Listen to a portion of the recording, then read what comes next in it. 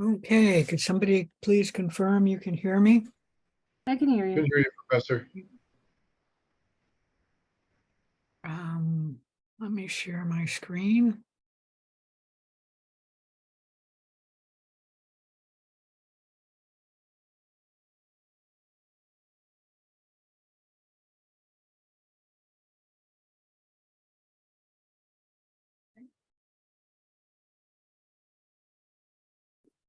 Okay, today is March 9th, and we are on our last day of class. Any questions? We will finish chapter 7 and then do a review for the final. Remember, your final has to be done by 8 p.m. on Wednesday, March 15th. You may start it as early as Tuesday night at 8 p.m. or 8:01 p.m., 8 p.m., I think. The final will have heavy coverage of chapter 7, 13, 14, and lab module 9, because you have not been quizzed on this material. It will cover all of the material, generally 1 or 2 questions from every other chapter. The exception being chapter 1. There will be a few more questions on chapter 1, going over the history of microbiology, largely because I like the history of microbiology. Chapter 1 will also have some questions pertaining to material that was first introduced in chapter 1, and then we came back to it time and time again, like Koch's postulates was first introduced in chapter 1. Endospores were first introduced in chapter 1. I'm not remembering another topic. What is that called? An endotoxin was also introduced in chapter 1. And then we went back and we talked about each of those topics at 3 different times in the classroom. So you can imagine that you're going to be tested on each of these topics. And let's see, health-acquired infection or nosocomial infection. You can count on questions being on those topics on the final. Any questions about any of that?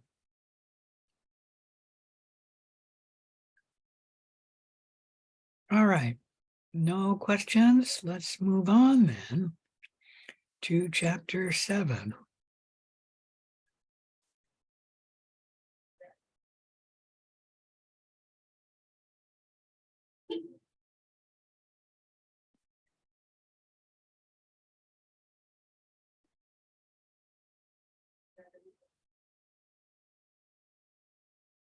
All right, we mentioned that you can control microbes by different methods, including low temperature,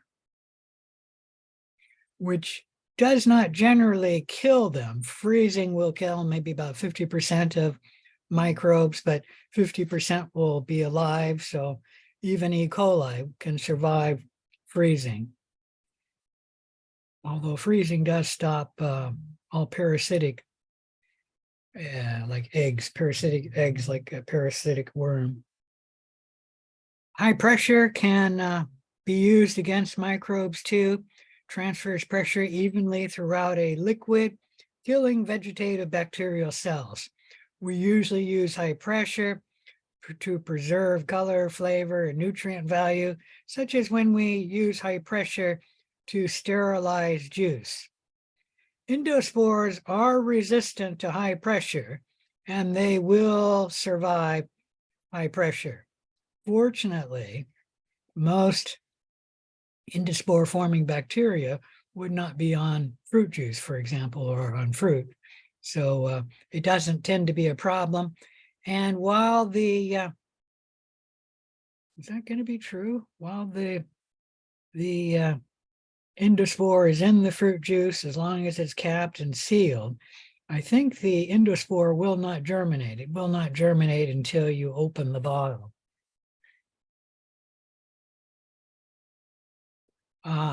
High pressure denatures proteins and alters carbohydrates. And it's mostly juice, which is treated this way to remove bacteria and other microbes from it. Here we have a little picture of 2 pieces of coal, and the mother says to the baby coal or the low kid coal, your dad has been under a lot of pressure lately. Just a little humor about high pressure. Desiccation and osmotic pressure have been used for centuries by man to prevent microbes from growing, although people first didn't know it was microbes, but it prevented food from spoiling. Desiccation, such as drying the food, prevents microbial metabolism. Cells can remain viable for years, especially endospores, and then mycobacterium can survive desiccation as well. The resistance to desiccation varies by species. Like E. coli is very sensitive to it. Some examples of desiccation or drying, including dried figs, dried fruit, osmotic pressure, such as molasses and honey. If you don't know, honey lasts for years at room temperature. Molasses, my mother had a bottle of it that we know was good after 20 years. Because I made molasses candy for my father and he ate it and enjoyed it. And the bottle got about 30 years old before my mother decided, I'd better probably throw that away. But it probably was still good after 30 years. Anything else to say about that? Osmotic pressure uses high salt or high sugar, causing plasmolysis, where the plasma membrane pulls away from the cell wall. Like I said, for many species like E. coli, many gram negatives, excuse me, that will kill the cells. Gram positives are a little more resistant. However, after a week or two of dried condition, the gram-positive cells will also start dying. Endospores, though, can live for years or decades in a dry condition. Another physical method for controlling microbial growth is radiation. Radiation damages DNA. There's 2 types of radiation: ionizing radiation, such as X-rays, gamma rays, and electron beams. They have a short wavelength. The radiation hits the molecule or the atom, causing the electrons to absorb the radiation, and then that electron has enough energy that it leaves the atom or molecule, producing ions, such as hydroxyl radicals. These molecules then react with an organic molecule, especially DNA, and then damage that molecule, such as mutating the DNA.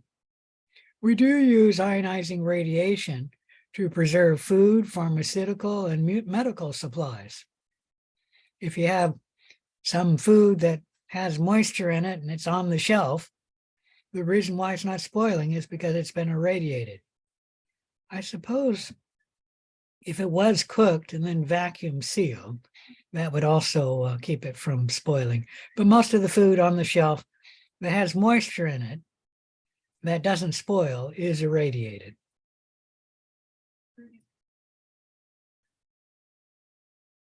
There's also non-ionizing radiation, and the one that kills microbes would be UV light. There are other forms of non-ionizing radiation, such as visible light, and that doesn't kill microbes. Radio waves also would be another form. Ultraviolet light, though, does hit the DNA of organisms, and it causes 2 thymines, which are next to each other, to form a thymine dimer, where the 2 thymines will actually form a double covalent bond between them. These 2 thymines will not hydrogen bind with their corresponding A in the opposite strand of DNA, causing a bubble in the DNA. This damages the DNA because the a DNA polymerase cannot replicate the DNA, and the RNA polymerase cannot transcribe the DNA. Any questions about any of that?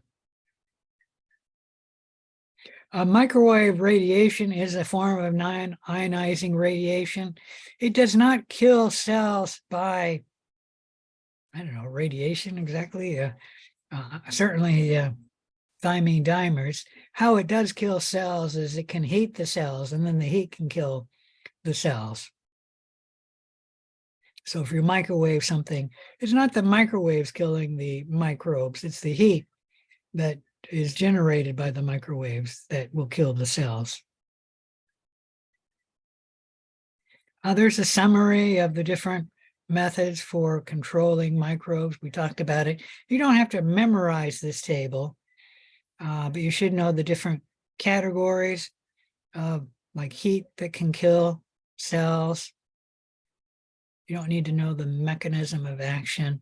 Most of the heat is denaturation of proteins, but incineration turns the cell into ash. And you don't really need to know the comments or the preferred use either. And then cold, like I said, refrigeration mostly just keeps the microbe from reproducing, doesn't really kill it. Deep freezing can kill cells.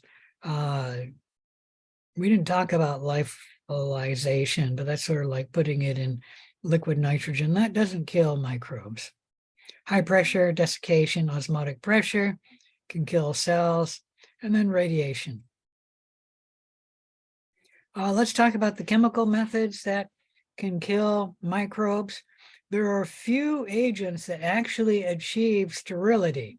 Most just decrease microbe numbers to safe levels, removing vegetative forms of the pathogen from an object.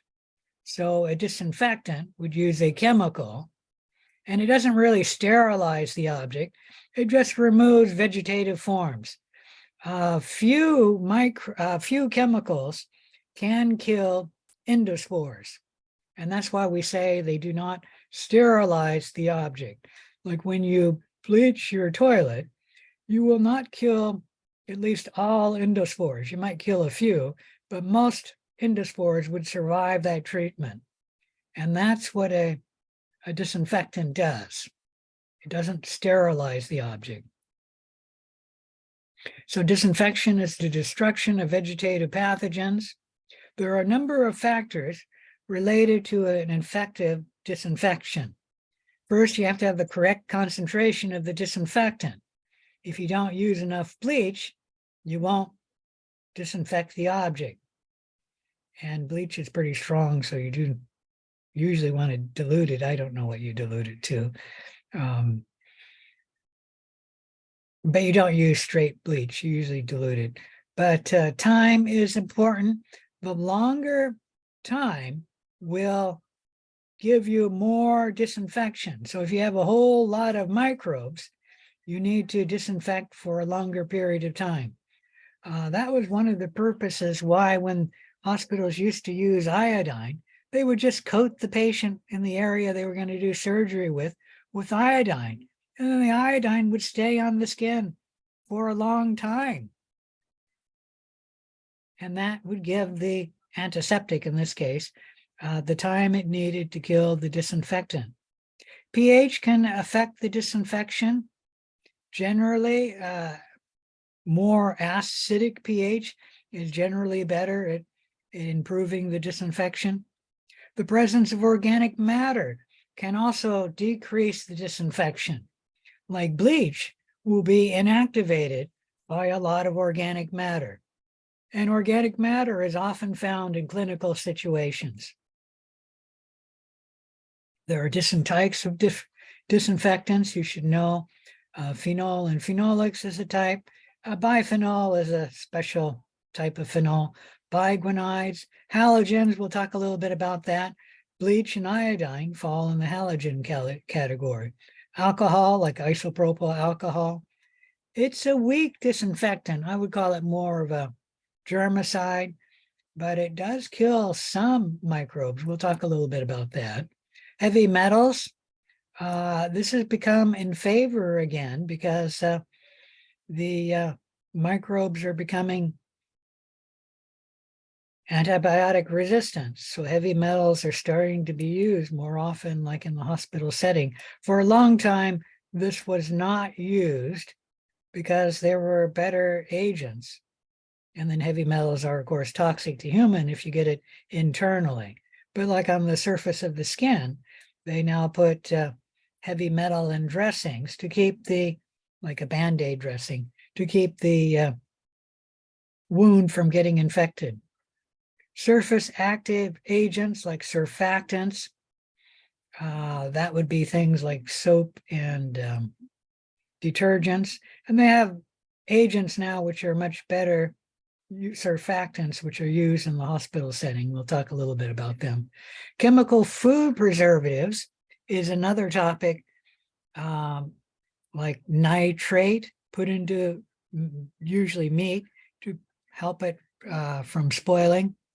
Antibiotics, which you can put in various foods, mainly cheese, to keep it from spoiling. Aldehydes, another possible disinfectant. Gaseous chemosterilizers, which are actually quite good at killing microbes. So that's a very strong disinfectant. Trouble is, these are also toxic to people. And then peroxygens, which are oxidizing agents like hydrogen peroxide. This is one of the few disinfectants that does kill endospores.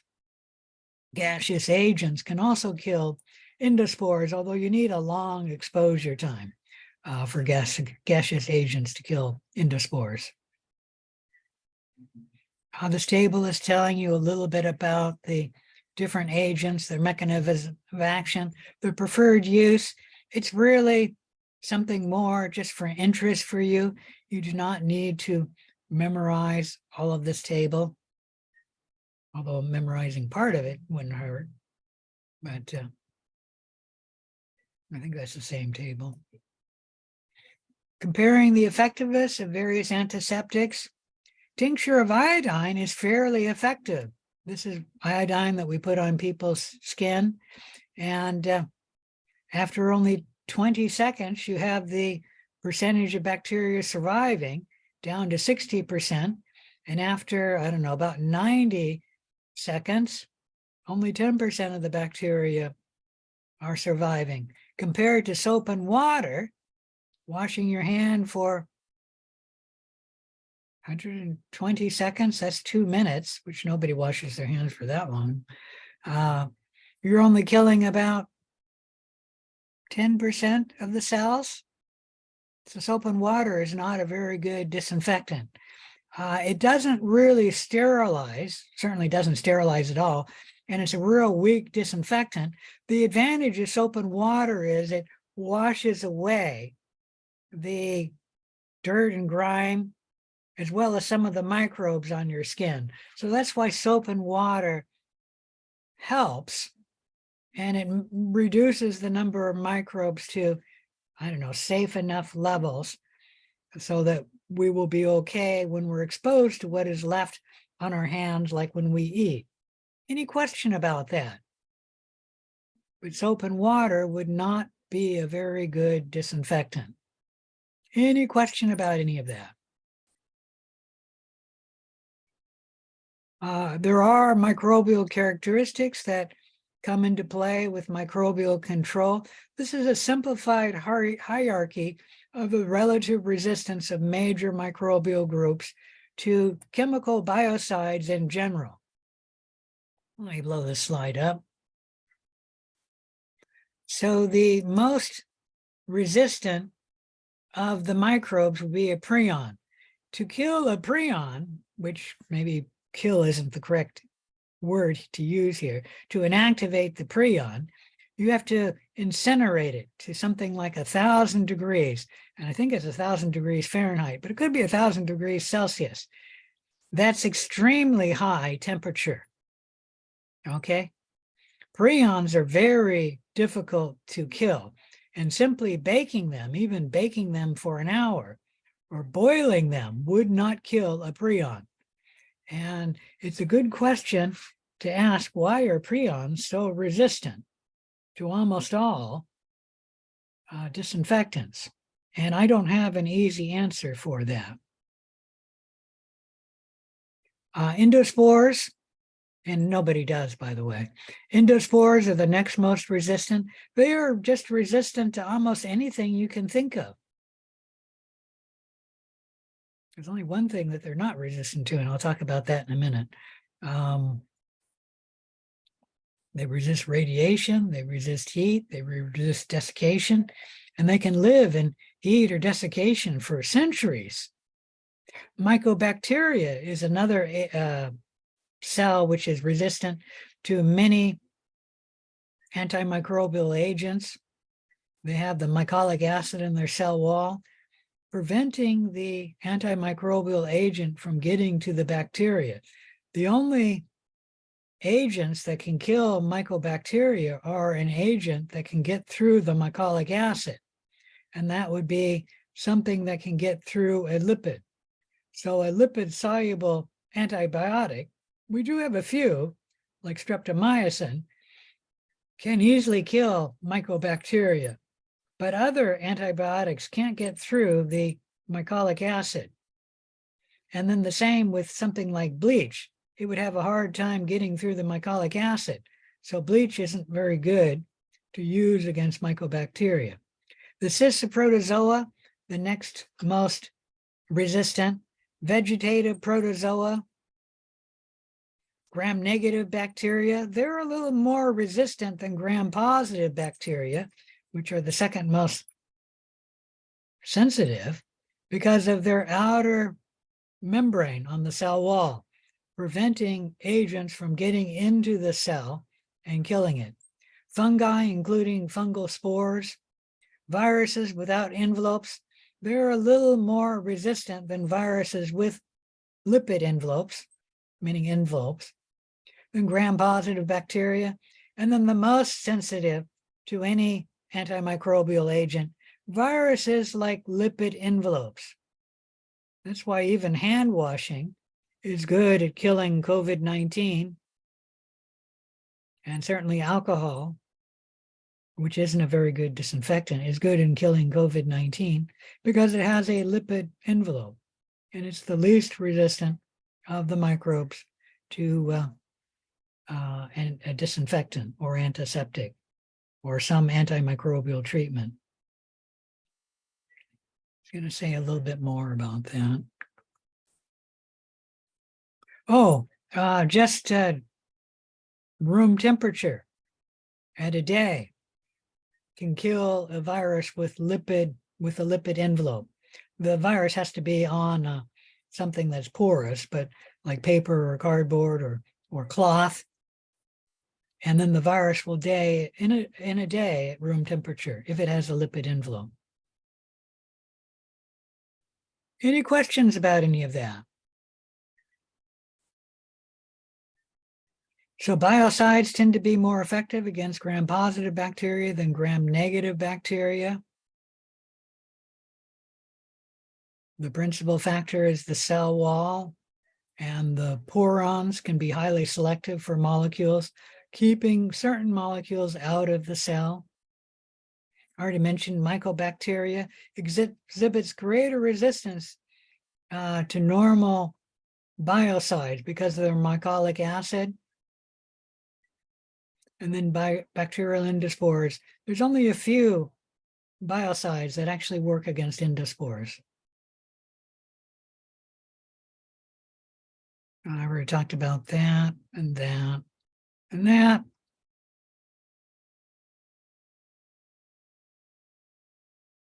How to kill prions? The answer has not been completely solved yet. But like I said, with the cattle, Britain and mad cow disease, when that was rampant, we actually incinerated the cows to kill the prion. You can treat like surgical instruments. You wouldn't want to treat that with 1,000 degrees Fahrenheit. That would damage the surgical instrument, but you can treat them with a proteinase. The proteinase does dissolve the protein of the prion and then removes the prion. There's something else I wanted to say here. Let's go back to the endospores. They are sensitive to hydrogen peroxide and other peroxides. The reason being is that all bacteria that make endospores are either anaerobes or facultative anaerobes, meaning an obligate anaerobe or facultative anaerobe. And so they're sensitive to oxygen. And hydrogen peroxide and other peroxygens kill cells by oxygenating them. And so that's one of the few disinfectants that actually kills endospores. And then I want to talk a little bit about mycobacteria, with the bacteria with the mycolic acid. This bacteria is very sensitive to alcohol because alcohol can get right through the mycolic acid. If you remember, alcohol is a lousy disinfectant. I call it more of a germicide. It decreases the microbe number. It doesn't remove the microbes from the area when you're alcohol swabbing the skin. But with mycobacteria, it's very effective because of the mycolic acid, allowing the alcohol to get through it. And so you have to know the different microbe characteristics to know exactly what to treat it with. Does that make sense? Because some things like endospores, which are resistant to most treatments, are sensitive to hydrogen peroxide, which actually peroxides are a very good disinfectant. It does kill most, actually it kills all microbes, okay? And then alcohol, which is a lousy disinfectant, can kill mycobacteria because it gets right through the mycolic acid. All right, any questions about any of that? While microbial control methods are effective, they, especially the biocides, are not uniformly effective against all microbes. The compounds discussed in this lecture are not generally useful in treating disease treatment, except for the antibiotics, which I briefly talked about. I think it was in this slide here, or that slide there. There are some antibiotics, I think it's niacin, is that the name of it? That can be added to various foods, and we use them to help preserve the food. It's not an antibiotic that we use on people, but it prevents unwanted microbes from growing like in a soft cheese. Any question about any of that?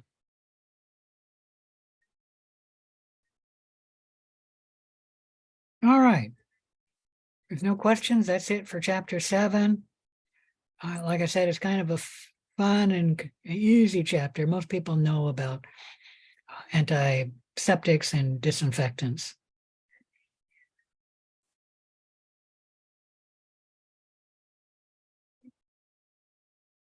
Let's do a little bit of review. Maybe I'll start from the back. And we just covered chapter 7, so the main points are, of course, know the rough outline and the terms, but to know all of chapter 7, you should go through the objectives.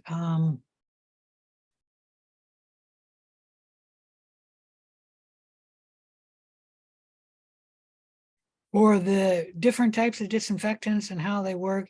You don't really need to know about how they work.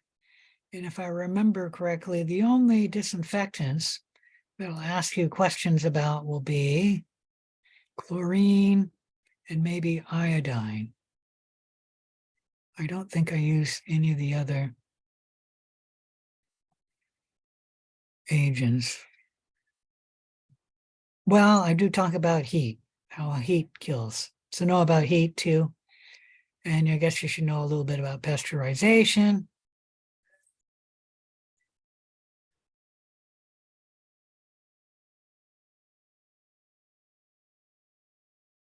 All right, any questions about chapter 7? I'm not going to give much of a review of that because I just talked about chapter 7. Let's go from backwards. Chapter 13, I'll do chapter 14 next because that's about the order we went in.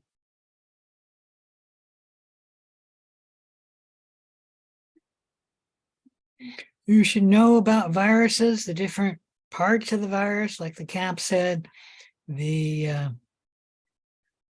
head and the tail of a virus. I never mentioned it, but animal viruses do not have tails as often as bacteria viruses do. And bacteria viruses have this tail structure, almost all of them. And the tail is to help the bacteriophage infect the bacteria, which has a tough cell wall. And it's much more difficult to infect a bacteria cell than an animal cell because the animal cell just has a cell membrane. It's much easier to infect that cell. That's just a slight discussion there. You should know about the bacterial life cycles. You should know about the lytic life cycle, the lysogenic life cycle. You should know about the lytic life cycle in animal cells and the budding life cycle, the latent life cycle. I don't think I talk about, have a question about a persistent infection life cycle. You should know what a prophage is or a provirus.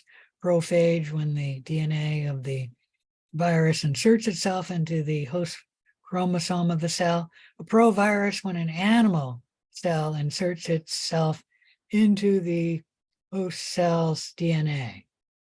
Usually that's a DNA virus. However, retroviruses, which are an RNA virus, do form a provirus.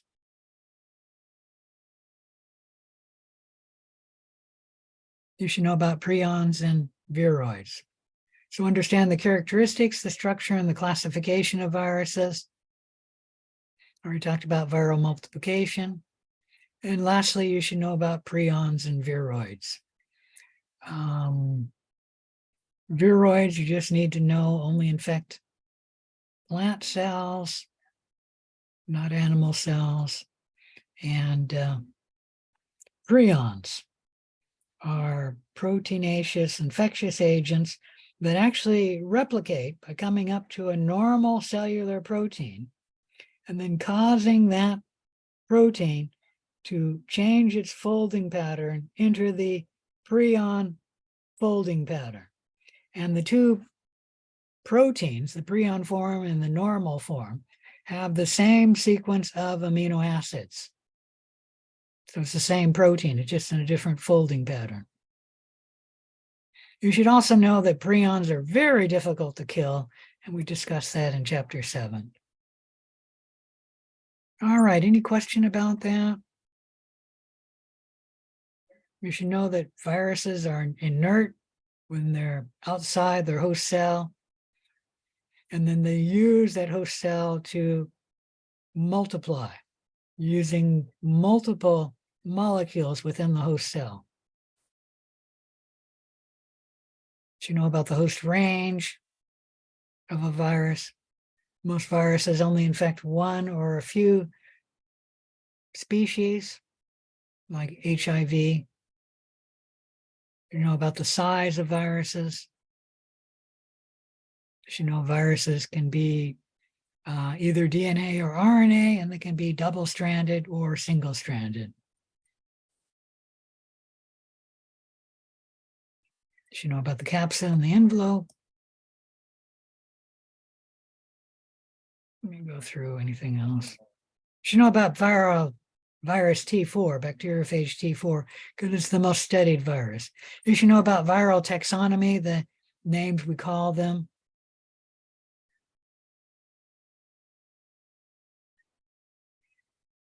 I already mentioned that. You should know the different stages of the virus lytic life cycle, 5 stages.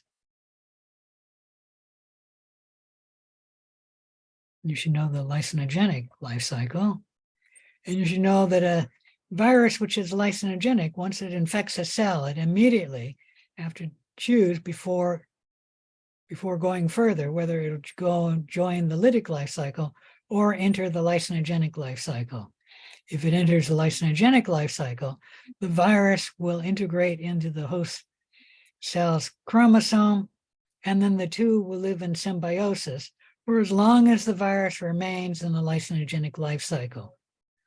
Sometime down the road, for reasons which are not fully understood, the lysogenic life cycle will excise itself from the host cell's chromosome and then enter the lytic life cycle.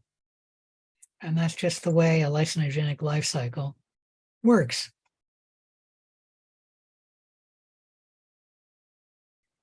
You should know the consequences of lysogeny. There are two. The lysogenic cell, meaning the receptor bacteria cell, will be immune to infection by that virus. And then that cell gains new DNA, which can change the phenotype of this cell. The best example is Corynebacterium diphtherium, which will only produce the diphtheria toxin if that Corynebacterium diphtherium cell is infected with a lysogenic phage. Any question about that?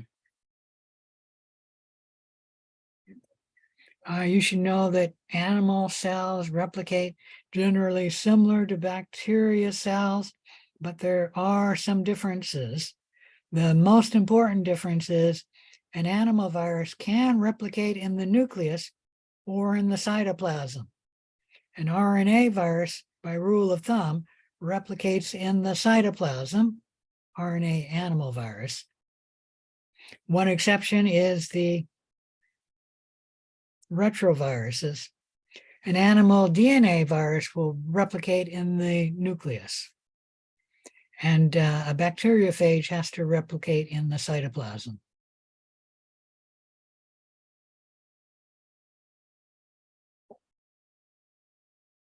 You should know the budding life cycle.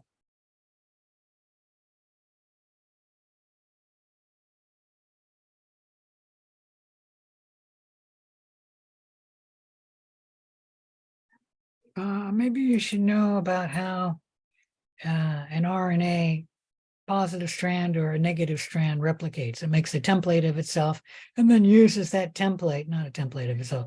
It makes the corollary strand and then uses that corollary strand as a template to make the other strand.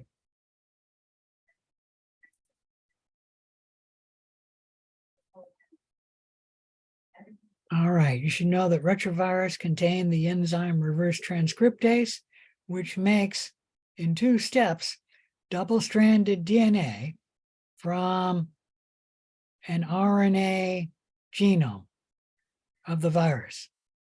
And the retrovirus has a positive strand, single-strand RNA genome.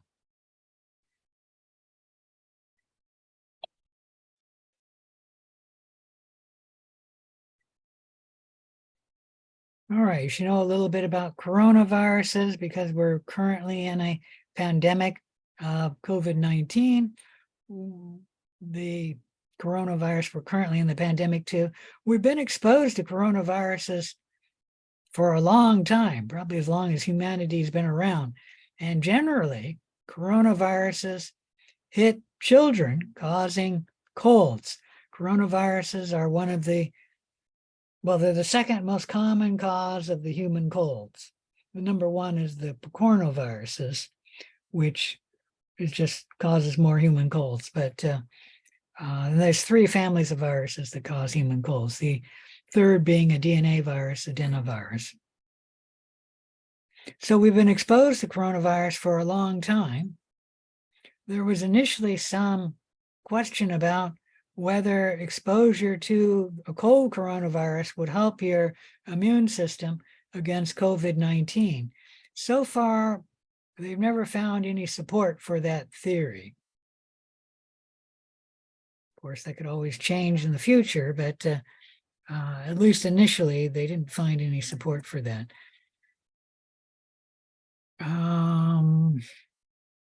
You should know about COVID-19, how it spread. You should also know, especially for people your age, that about 50% of young adults and then children are likely to be asymptomatic when they have a COVID-19 infection. And the problem is they can then go and spread that virus to someone who's much more susceptible to it, such as your grandparents. You should know that some human cancers are started by viruses, and that viruses can cause cancer in two different ways: by actually inserting itself into the genome, forming a provirus, mutating the DNA, or an oncogenic virus, which contains a gene that makes this cell the virus infects just grow uncontrollably. And an oncogene is a mutated form of a normal cellular gene involved in cell growth, and it's mutated so that the cell grows uncontrollably. You should know about latent viral infections. This slide you should know. Most viral infections are an acute viral infection, such as the human cold. We get it rapidly. It starts rapidly, climbs to a high level too, and then goes away rapidly. That's different from a latent infection, which usually does have an acute stage, like chickenpox would be this. And then we have a no occurrence of the viral replication. The virus just hides out in us. And then we'll get the latent infection, where the chickenpox virus comes out, not causing chickenpox, but shingles. And that would be reduced infection, not as high. It may last a little longer, but not much longer. And then it goes away in most cases, not always, but most cases it goes away. It differs from a persistent viral infection, which increases in its numbers and its intensity with time. Many viruses just keep going like that until the patient eventually dies of old age. So the patient tolerates it. Cytomegalovirus is one. But some persistent virus infections, like HIV, it'll increase in number, and then it'll bloom, and then the patient dies of AIDS. So the patient doesn't ever get better and just dies. And that's why that graph is broken there. You should know about prions, and I already mentioned that. All right, any questions about chapter 13? Let's go to chapter 14.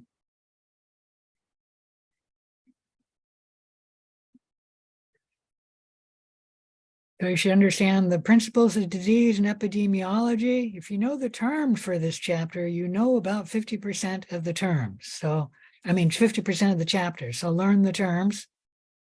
Understand the relationship between the normal microbiota and its host. The two live together and generally benefit each other. The normal microbiota, for example, helps the host defend itself against a human pathogen. The normal microbiota can help the host in other ways, such as helping the host digest its food, making certain vitamins for the host. Understand the stages of disease development, and most importantly, understand what a nosocomial infection is and how to control them. This is probably the most important topic that you'll learn in microbiology if you go into the healthcare area. And that's because we really don't want nosocomial infections to go around. And they do. And if the patient's really sick, they can kill the patient. All right, so know the terms. We already discussed that. You should know most microbes are not pathogenic, only a few are. The normal microbiota is a large community of microbes living in and on a host. And that could be a host person, a host animal, or a host plant. For people, we have the normal human microbiota, which is on the skin, on the mucous membranes. Everything is external to the environment, and then the gastrointestinal tract, totally coated. The upper respiratory tract has a normal microbiota.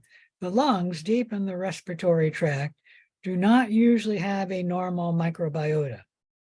And if they do have microbes in the lungs, it usually causes pneumonia. All right, any questions about that? The lower genital urinary system does have a normal microbiota. The upper genital urinary system does not usually have microbes. And that would be the kidneys, the ureter, and maybe in males, the bladder. The female bladder actually does have a normal microbiota. That differs from a transient microbe, which may be present for days, weeks, or months, but will eventually go away. The normal microbiota normally stays with the host for their lifetime or close to it. And we have more microbes in our body than we have human cells.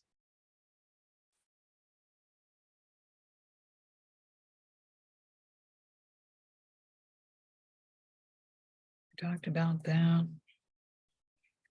The normal microbiota forms a symbiotic relationship, which is either commensalistic or mutualistic. There's a third, which is parasitism, and a human pathogen like Staphylococcus aureus causing skin disease forms a parasitic symbiotic relationship when it is on our skin. And unfortunately, 20% of Americans have Staphylococcus aureus on your skin. So if you're somebody who gets boils on your skin every once in a while, you might be 20% of the Americans which have Staphylococcus aureus on your skin. And it's just part of your normal microbiota. You will have a very difficult time getting rid of it. I had it growing for a short period of time, but fortunately, it didn't cause any disease in me, and it was only a transient microbe. The normal microbiota does not normally cause disease, but it can become opportunistic where it causes disease under certain circumstances, such as in immunocompromised hosts, or when the normal microbiota is growing in a region that it should not. Like E. coli is not supposed to be in your inner ear or in your urethra or your bladder. And if it's in any of these locations or in your lungs, it will cause disease. But it is normally in your gastrointestinal tract, especially lower gastrointestinal tract, and it helps us and is a part of our normal microbiota. Know about Koch's postulates. You should also know that there is exceptions to Koch's postulates where we have shown that a given microbe causes a given disease, and we did not use Koch's postulates because either we cannot or it would be unethical to use Koch's postulates. An example would be, we know that HIV causes AIDS, not because of Koch's postulates, but because we followed a large number of people over time, found some people who were HIV negative, became HIV positive. We followed those people over time and then learned that they became AIDS patients, and none of the HIV negative patients became AIDS patients. Okay. Any question about any of that? We talked about different terms. You should know the difference between a contagious disease, one that is easily spread from patient to patient, and a communicable disease, a disease that spreads from one host to another.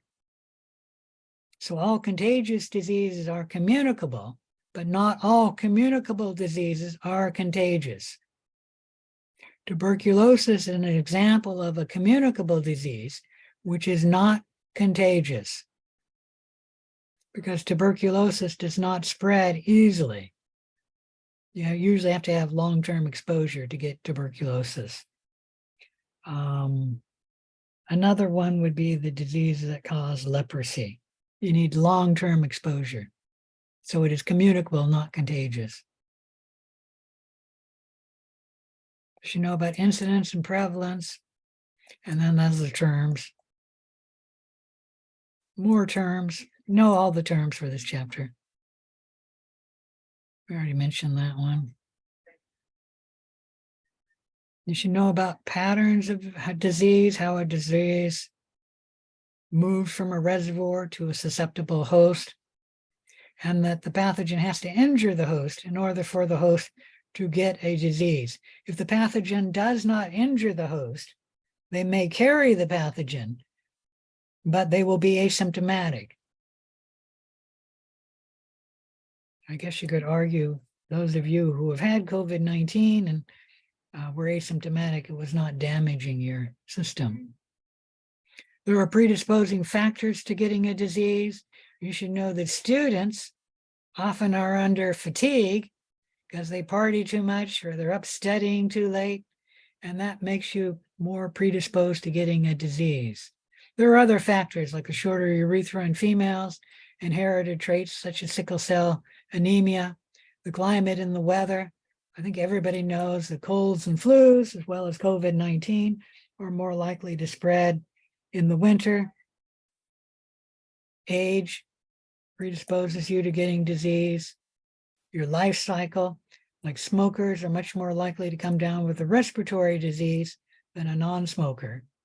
And then chemotherapy weakens your immune system, makes you more susceptible. You should know the development of disease and the 5 stages of disease may go through: the incubation period, the prodromal period, the period of illness, the period of decline, and the period of convalescence.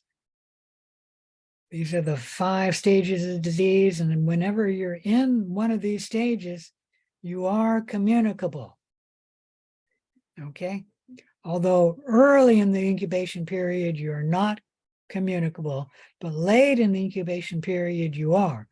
And with some diseases, like colds and flus, at least among adults, late in the incubation period and the prodromal period is when you are most infective.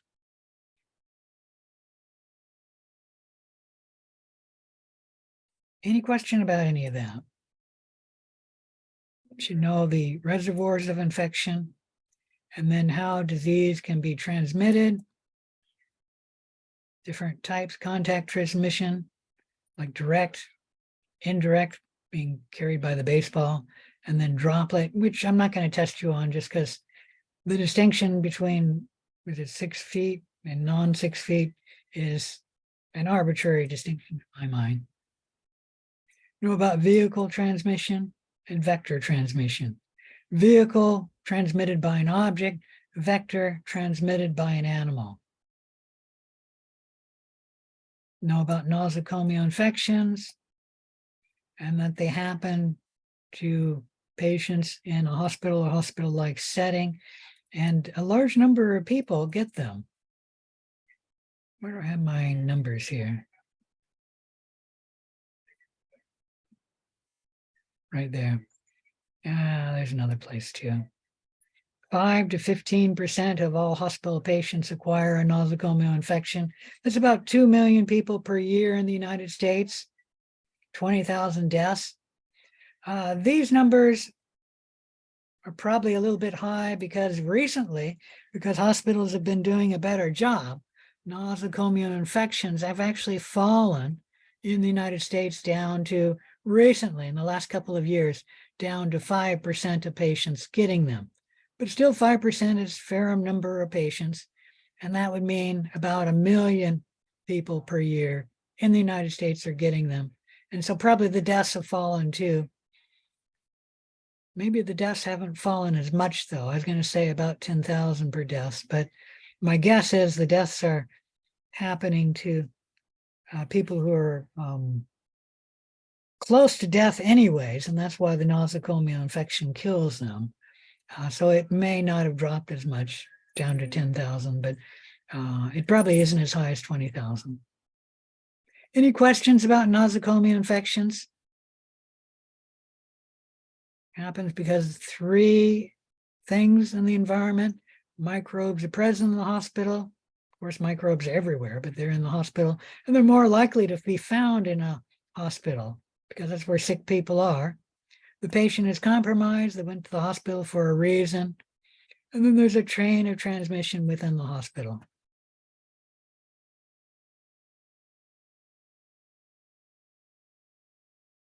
You should know how to control a nosocomial infection. And then you should know about epidemiology. Any questions about chapter 14? All right, let's go on to chapter 8.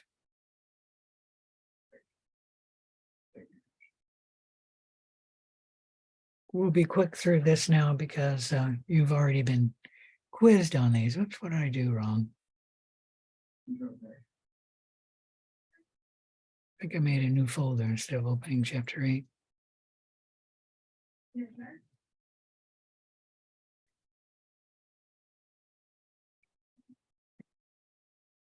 Of course, know the terms, know about DNA replication, DNA transcription, or making RNA, and then protein translation. You should know about horizontal gene transfer as well as vertical gene transfer. In horizontal gene transfer, you should know that it usually happens in bacteria in 3 different ways: transformation, conjugation, and transduction, where if existing DNA exists in a population, that DNA, the gene, can move about from one cell to another. And it'll move about 10 times more frequently than mutation, which is the only way a new gene can evolve in a population or a species. But once it evolves, it can then move about from cell to cell among bacteria by transformation, conjugation, and transduction. In humans, these 3 don't often happen, at least to the germ line. Transduction probably does happen in our nose cell, and that's not terribly important. And conjugation doesn't happen among human cells, although we do have sexual reproduction, which functions similar to conjugation. You should know about the operon, what the operon is, having a structural gene, and then a promoter and an operator to control the expression of the structural gene. And then the operon is used to control the expression of the structural genes. All right, any questions about any of that? You should also know about the different types of mutation. Any questions about chapter 8? If not, let's move on to our next chapter, chapter 6.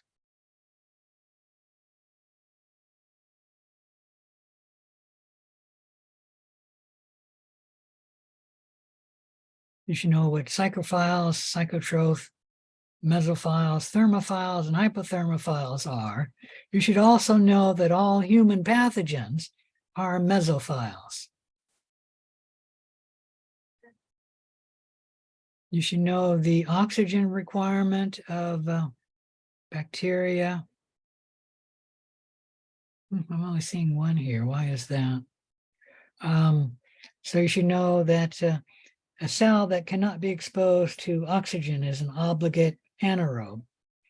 There are cells which are facultative anaerobes, and they can grow with oxygen and grow best with oxygen, but they can grow without oxygen by switching from aerobic respiration to some other form for making ATP, such as fermentation or anaerobic respiration. E. coli would be a facultative anaerobe. There are aerobes, and humans would be an obligate aerobe, but there are bacteria which are obligate aerobes as well, and they require oxygen to engage in aerobic respiration to make their ATP. They will grow at the top of the thioglycolate tube. You should know where the growth will be in the thioglycolate tube for these organisms. Let me see, what have I not talked about? Talk about obligate anaerobes, facultative anaerobes, obligate aerobes. There's also a microaerophile, and that's an organism that has to grow in oxygen, but it does not like growing in 20 or 21% oxygen. It grows at reduced oxygen concentration. So it'll grow someplace in the middle of a thioglycolate tube. And then the last one is the aerotolerant anaerobe. This is an anaerobe that does not need oxygen to make its ATP. It uses some other form that does not require oxygen, like anaerobic respiration or fermentation. And it can grow anywhere in the thioglycolate media because it makes all of the enzymes and chemicals to detoxify the oxygen toxins, meaning there's certain molecules of oxygen metabolism which are toxic, and the aerotolerant anaerobes make all of those enzymes or chemicals to remove those toxic oxygen molecules. Any question about any of that? All right, let's see what else.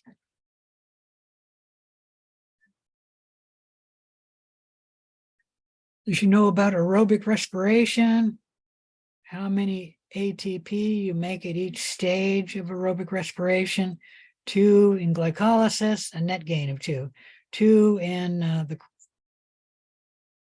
the preparatory step in the Krebs cycle, and then what is that? A total of 36 to 38. So you're making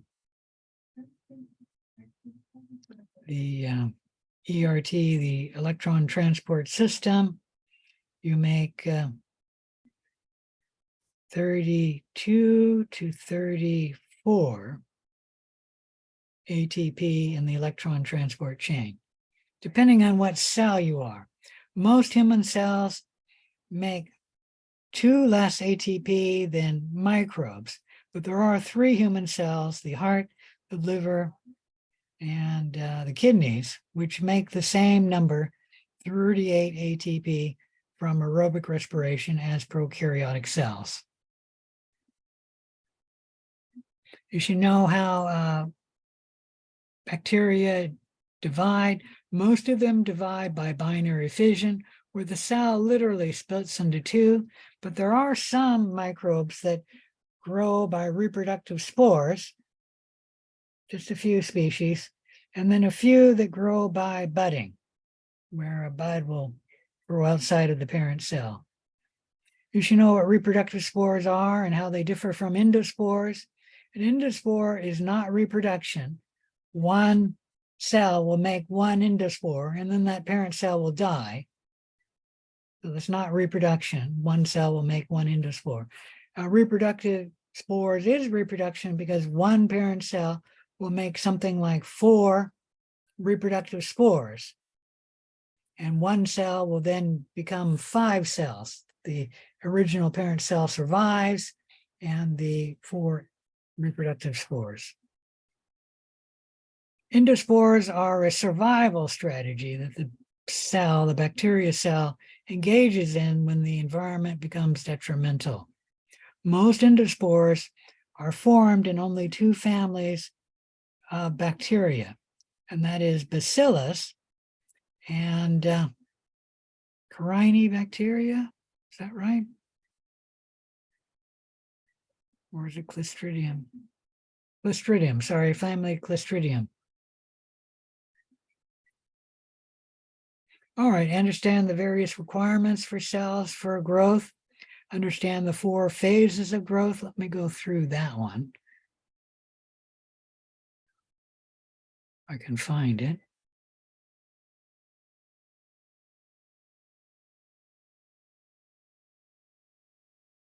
There it is. All living things tend to follow this curve, but certainly bacteria do. There's initially a lag phase when you take bacteria growing on a plate and then you grow them in liquid media. The bacteria are making the enzymes they need to grow in their new environment. Once they have those enzymes made, they leave the lag phase and enter the log phase or exponential growth phase, where the cells grow exponentially.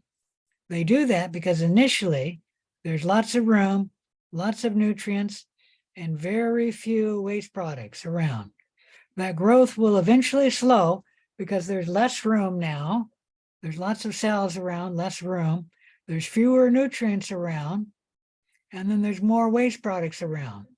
That'll be followed by the stationary phase, where the population of cells, cell numbers stay about the same. And that's because the lucky cells are growing. They have enough nutrients around, enough space around, and very few waste products around. So they're lucky, they get to grow. But other cells will have more waste products around them, very few nutrients, very little space, and they'll be dying. In the stationary phase, the number of cells dying is equal to the number of cells multiplying. That'll be followed by the death or decline phase. As the nutrients get used up, initially late in the decline phase, there will be no cells growing. The cells will all be in death phase. And eventually the population will become 0 if no nutrients are added. But endospores can survive for millennia in this detrimental environment. At least when they're in the ice cap, they can survive. There's been a record of an endospore, I think it was 40,000 years, but maybe it's even 40 million years. But I think it was 40,000 years. They got it, found it, and then brought it out, thawed it, and then noticed it started growing. You don't need to know the direct things. So you should know the different measurements we use to count microbes. Any question about chapter 6? On to chapter 5.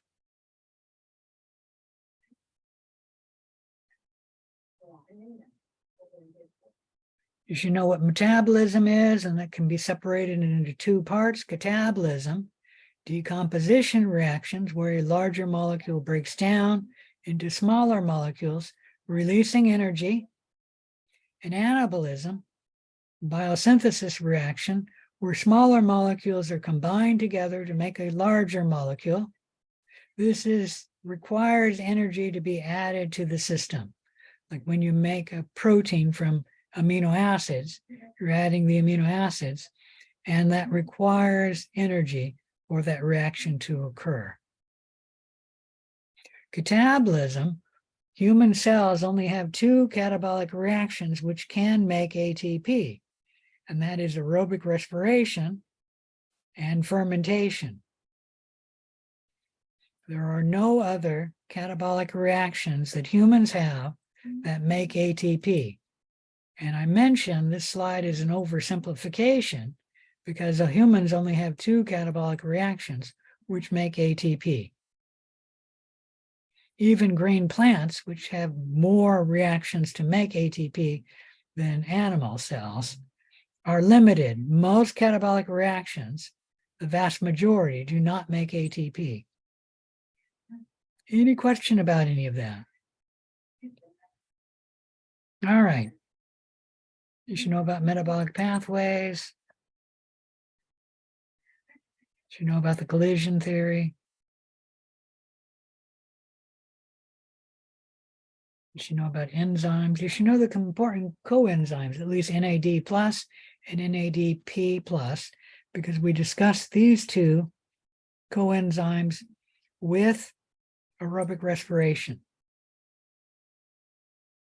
You should know the different models we have for how an enzyme works.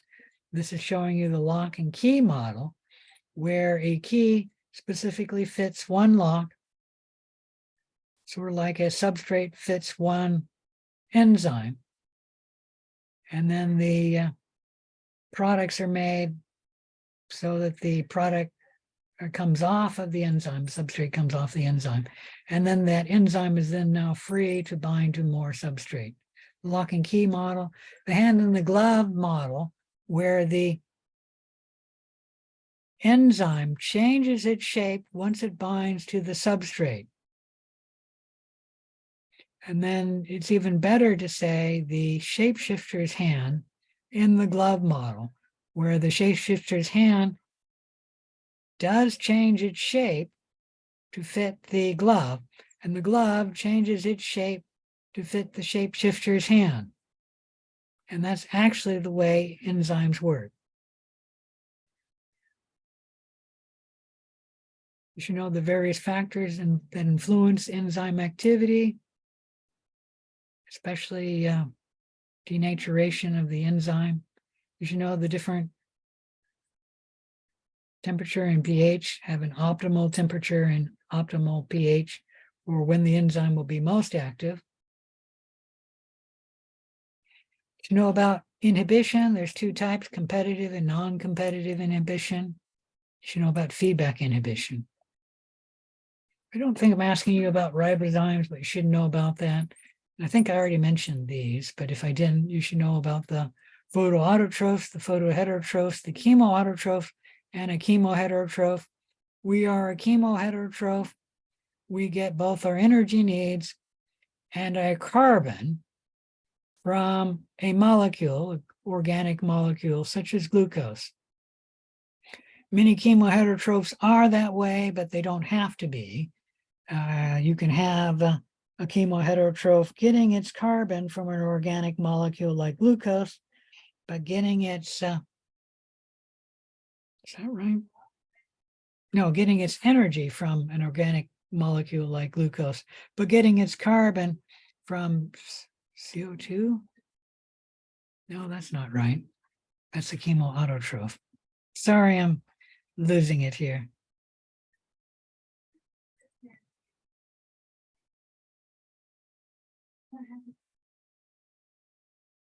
So they get their energy source from a chemical, which could be not an organic compound such as glucose. It could be something like iron or sulfate or nitrate. Chemoautotrophs are chemosynthetic bacteria.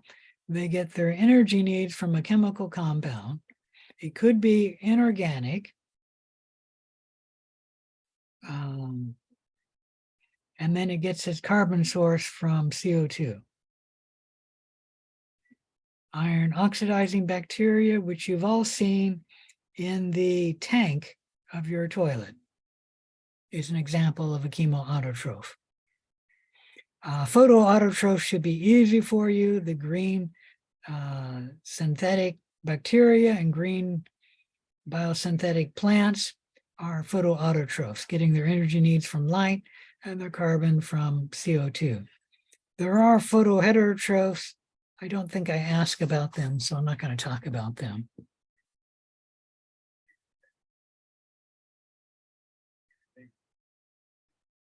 So all life forms need to have an energy source. They'll use that energy source to make ATP, a high energy molecule that donates energy when cells need energy. Cells use oxidation reduction reactions to make ATP.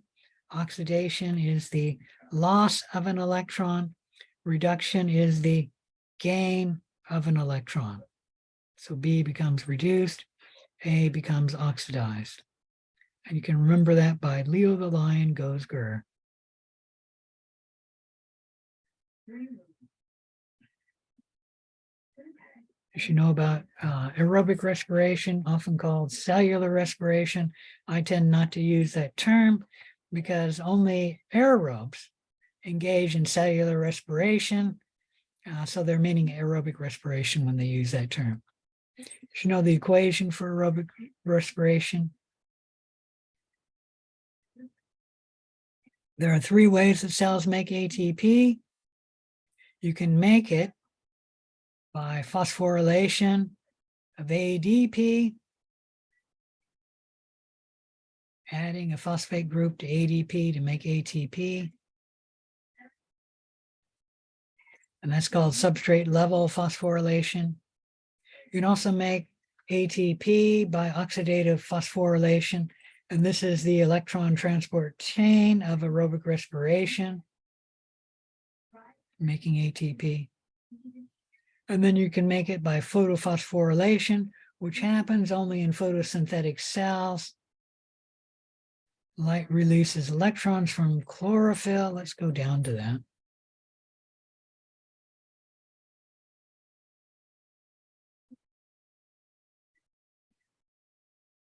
Oh, where do I have that? I thought it was the very end. It's obviously not.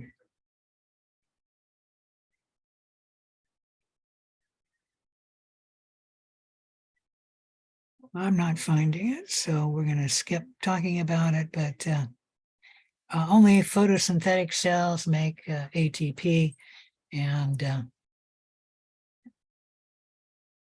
could have sworn it was the last two slides in this. I'm not seeing it here. Oh, there it is. I just didn't see it.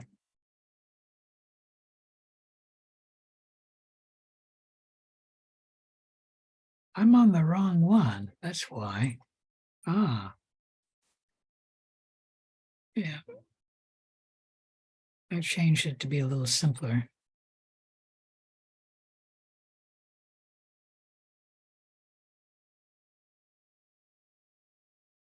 Where light hits chlorophyll, the electron leaves chlorophyll, moving through different proteins and electron transport chain. The electron comes back to chlorophyll, what's called cyclic photophosphorylation, because the electron moves through this protein, gives the protein it needs to move hydrogen ions from this side of the membrane to that side of the membrane. The hydrogen ions are then used to generate ATP. They can only cross the membrane at this channel, which is ATP synthase. And when hydrogen ions move through this channel protein, it gives the protein the energy it needs to phosphorylate ADP into ATP. Any question about any of that?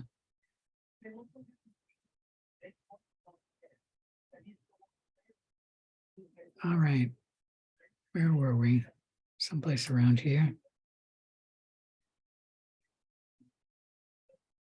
So those are the three ways that ATP can be generated. Three main ways, I should state. All right, animal cells and many bacteria use carbohydrate catabolism to make ATP, by catabolizing a molecule such as glucose. And they especially do that in aerobic respiration, which you should know because we went through that in detail. But they can do that in anaerobic respiration. And they can also use glucose in fermentation, like your muscle cells can make ATP by engaging in lactic acid fermentation. So you know the steps of aerobic respiration as well as fermentation. You should know where aerobic respiration happens in a cell. Glycolysis always happens in the cytoplasm. In a eukaryote, the Krebs cycle and the electron transport chain happens in the mitochondria. In a prokaryote, the Krebs cycle happens in the cytoplasm near the cell membrane. And then the electron transport chain happens in the cell membrane, in and across the cell membrane. Any question about any of that? You should know how much ATP is made at which step in aerobic respiration.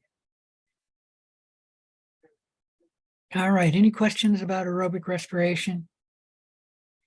And then anaerobic respiration is essentially the same as aerobic respiration, with the main difference being that oxygen is not the receptor molecule for that electron flowing from glucose. It's going to be a molecule other than oxygen. The other main exception for anaerobic respiration is the electron transport chain will be shorter, generating less ATP per molecule of glucose than aerobic respiration. Fermentation is another way of making ATP. Only 2 ATP are gained from fermentation. Fermentation includes glycolysis, and then 1 or 2 fermentation steps after glycolysis. There are 2 you should know: lactic acid fermentation and alcoholic fermentation. There are others, you don't need to know them.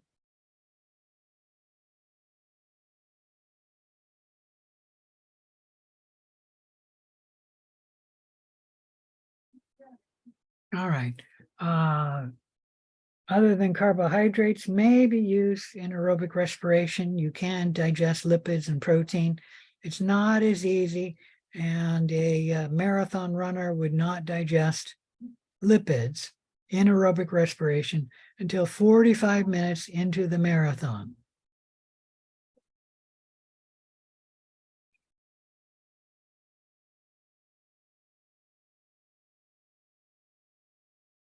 You should know that lipid, carbohydrate, and protein catabolism are all interrelated by amphibolic pathways. Where do we have that word? Where the reaction may go both ways. Amphibolic pathways. Such as in the Krebs cycle here, we don't have to go this way in a Krebs cycle. We can go reverse. And actually, we can even go from acetyl coenzyme A up to glucose. And that is how the body actually, most of the time, will convert one molecule to another, like a protein or a lipid, into a carbohydrate. We'll actually, if we're a couch potato, make glucose and then send the glucose down aerobic respiration in the normal pathway. Any questions about any of that? I think everybody knows that they're all interrelated. Like if you eat too much protein, more than you need, you're not going to just waste that protein. You will digest it and you will convert it into a lipid and then store that lipid down as a fat in your body. So you don't want to eat too much protein either. It's just harder to I don't know, metabolized than a carbohydrate. Any question about any of that? All right, we already talked about photosynthesis, so we're done with this chapter. Close that one down too. I'm not quite going to make it, but we'll be close.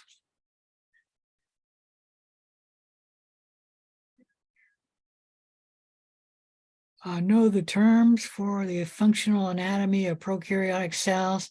I don't think I ask any questions about eukaryotic cells on the final, except for the endosymbiotic theory. There may be a question about endosymbiotic theory.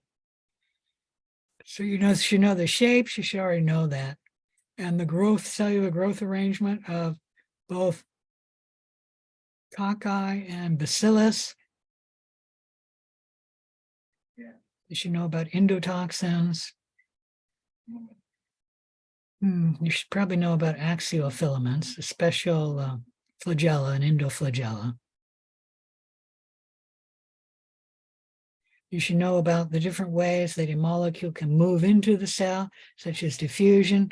Carbon dioxide and oxygen diffuse into and out of the cell.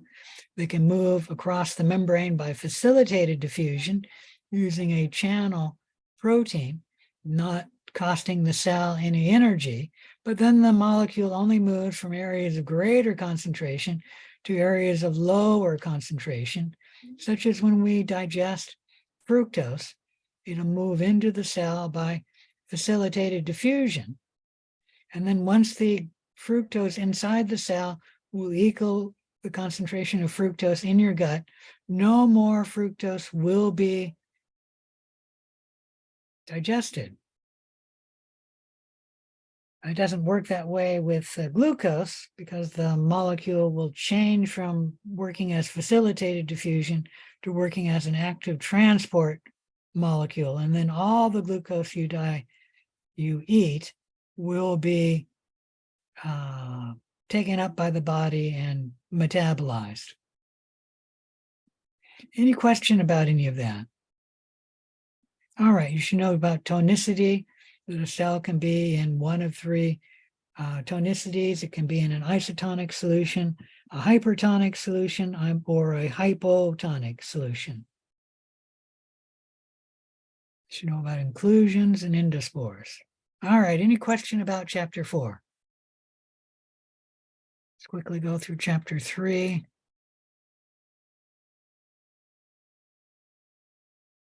You should know about what we use to observe microbes, meaning a light compound microscope.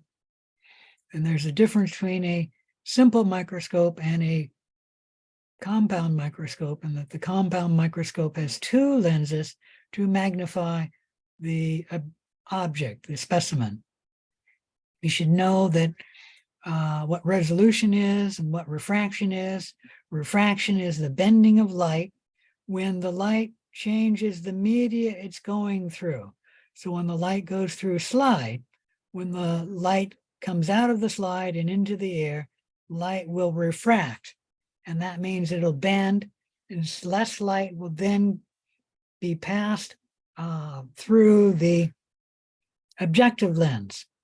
And if we use oil, we will stop the refraction of light, and therefore more light will go from the slide to the objective lens. So we'll capture more light, and that will help the resolution of the object, making the object look better and easier to see. As you know about stains and how they work, they only do one thing, and that is increase the contrast between the cell and its background, making the cell stand out from its background. There are two different stains we can use: a basic stain, which will stain the cell but not the background, and an acidic cell, which will stain the background but generally not the cell. Both of them help you see the cell better. Any question about that? You should also know that when we make a smear, it is not staining the cell.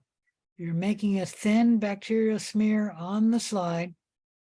You're not using any stain reagents.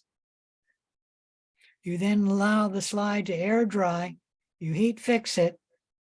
And then usually that smear is stained to view it. Okay, but the smear preparation is separate from the staining preparation. All right, you should know what peptidoglycan is.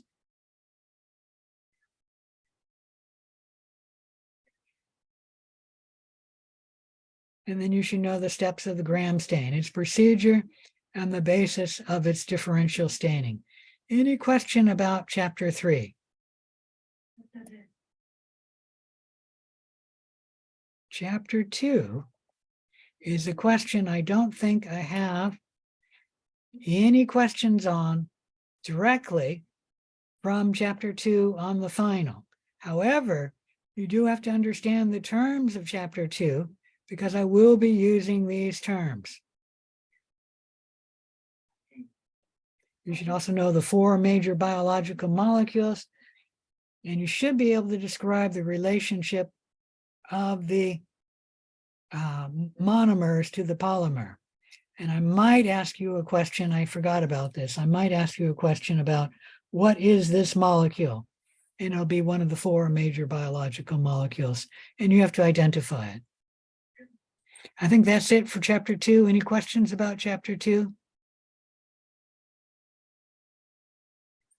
All right, on chapter 1, this is our introductory chapter, and we talked about the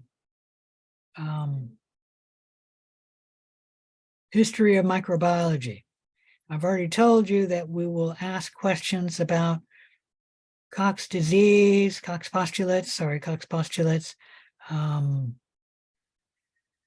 We'll ask a question about an infectious disease. We'll ask a question probably about an endospore. So you can expect questions on these, and they were first introduced to you in chapter 1.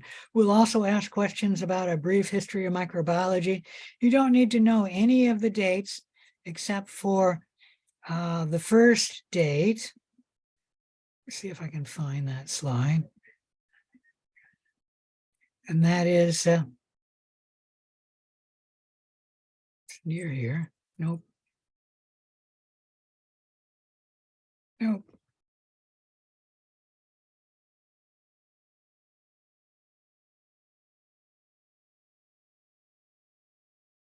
There we go. About 3.5 billion years ago, the first ancestors of bacteria were seen or are seen in the fossil record. That's the only date you need to know. All the other dates you don't need to know, but you should know the major events and who discovered them. Like Robert Hooke was the first person who discovered a cell, marking the beginning of the cell theory. You should know that the early history of microbiology concerned the debate about whether microbes could spontaneously arise from a vital force or whether microbes had to arise as biogenesis, meaning that life originated from other life. You should know that Louis Pasteur settled that argument. Francesco Redi settled that argument for complex organisms, or animals and plants and things like that. But Louis Pasteur settled it for microbes with his swan-necked flask. You should know that experiment and what he did. You should know that Anton van Leeuwenhoek was the first person to see bacteria. He's actually probably the first person to see microorganisms. First microbes were observed by him simply because he was the best lens grinder of his day, and he made the best microscopes. They were simple microscopes, but in his day, they were the best microscopes.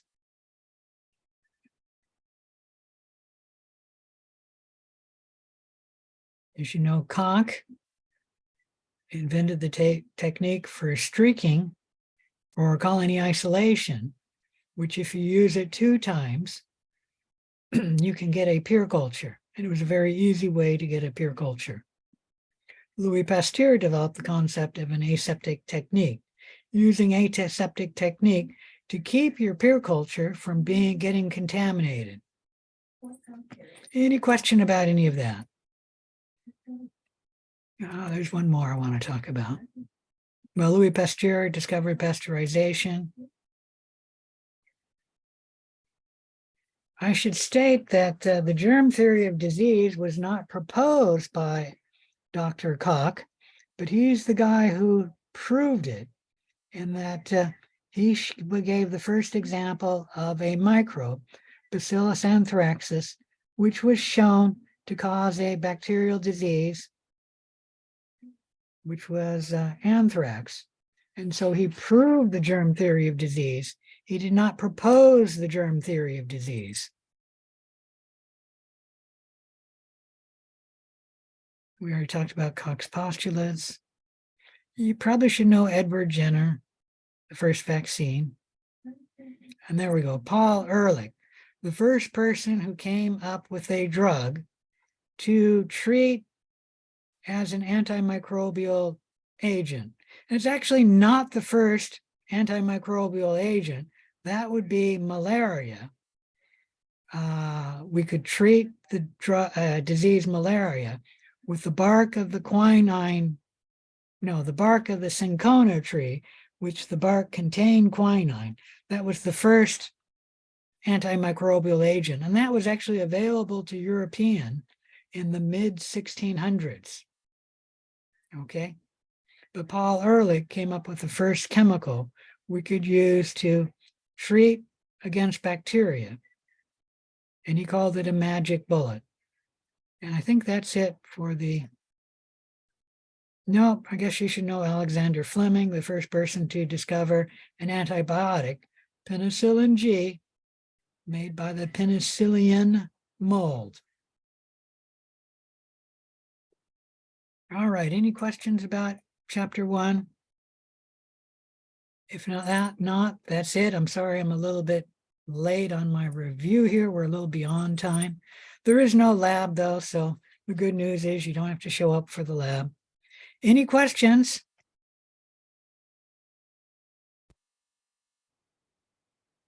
All right, if there's no questions, I'm going to log off. Good luck on your final. I will be working on the grading. I'll try and get more of that done today. I'm working on one of the quizzes. Hopefully I'll get those quizzes done before you can take the final. Let me make sure. I don't think I have it. That I have everything displaying.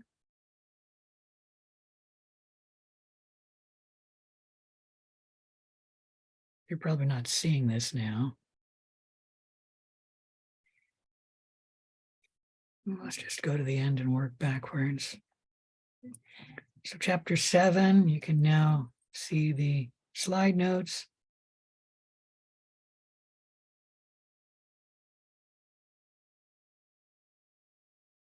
Chapter 13 as well. Somebody should have reminded me that we finished chapter 13.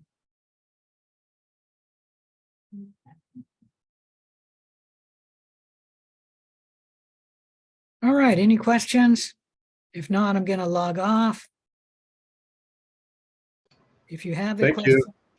Yes. Appreciate it. Thank you. Yeah, thank you. If you have a question, just email me. All right. Sounds good. Take Okay. care. All right, you too.